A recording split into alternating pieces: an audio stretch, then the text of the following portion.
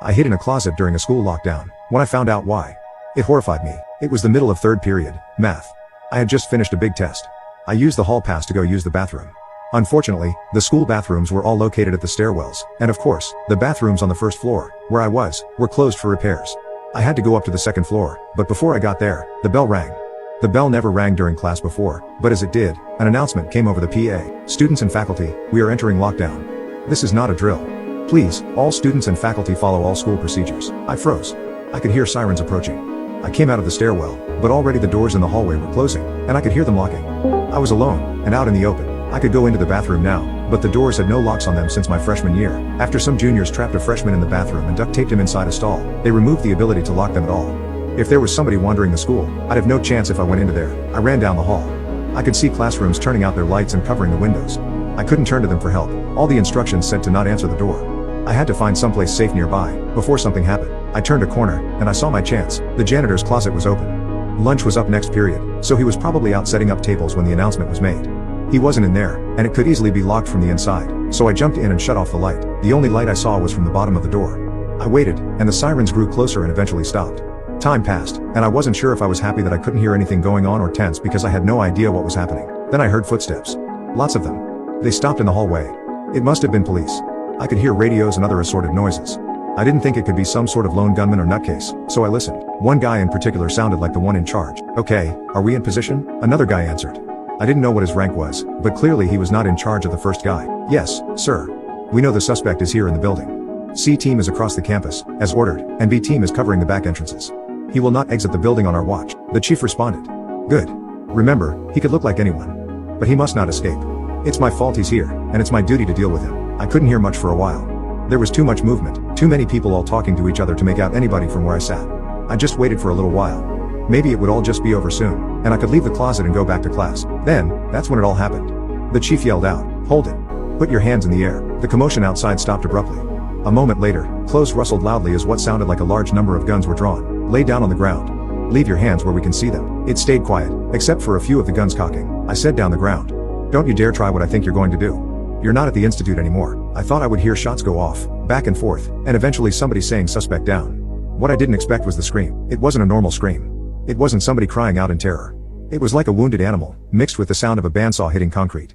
I've never heard anything like it before, and I hope I never hear it again. Then the guns began to fire. The horrible scream happened again, and then other screams, and then the sounds of tearing. I saw the shadows under the door as people moved and fell over, and heard the telltale splatter of gore as it soaked the floor. There was another gunshot, and I nearly yelled out myself when a bullet punched through part of the doorway. It wasn't very big, but I put my eye up against it, and I could see a group of people being attacked by somebody. But something wasn't right about him. He looked too long in places, like he'd been stretched in a taffy machine. He was moving so fast, though, that I couldn't make anything out, except for him grabbing people and throwing them around like they were nothing. There was blood everywhere, more gunshots. The scream happened again. And again. I pulled away from the bullet hole and sat back in the closet. Then the scream began to fade. I heard a thud, and then more footsteps. The chief spoke again, but he was breathing heavily, like he had been badly wounded. "Team A. He's down. I repeat, he's down. We need a cleanup, immediately." I didn't move. I wanted to look again, but as curious as I was, I didn't really want to see, but I heard a lot of commotion for a long time, and then, nothing. I don't know how long it was after that, but then the PA announced the lockdown had ended. I came out of the closet.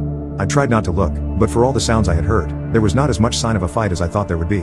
Even the blood I had seen in that brief time through the bullet hole had all been removed. I went back to my class, and just told everyone I had hid in a stall in the bathroom.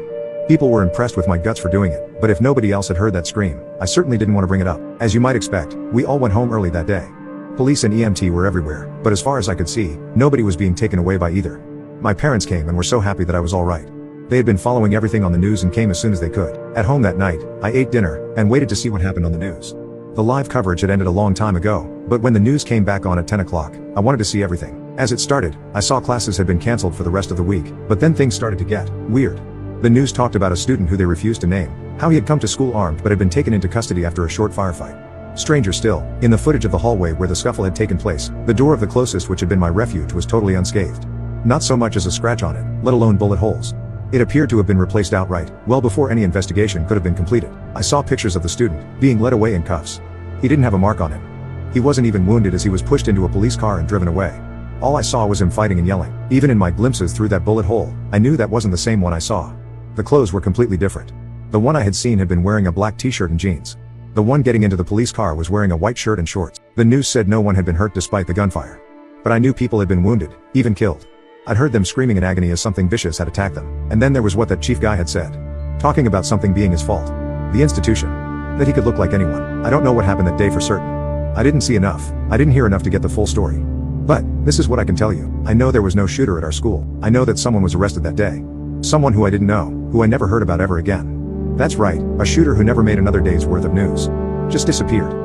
When was the last time that ever happened? I know that Chief Guy and his squads were not cops. I don't know who they were, but I know cops don't clean up a crime scene like that, and no human being has ever screamed like that. Ever. But whatever it was that I heard attacking those people, all I know is, it came into that hallway where I was.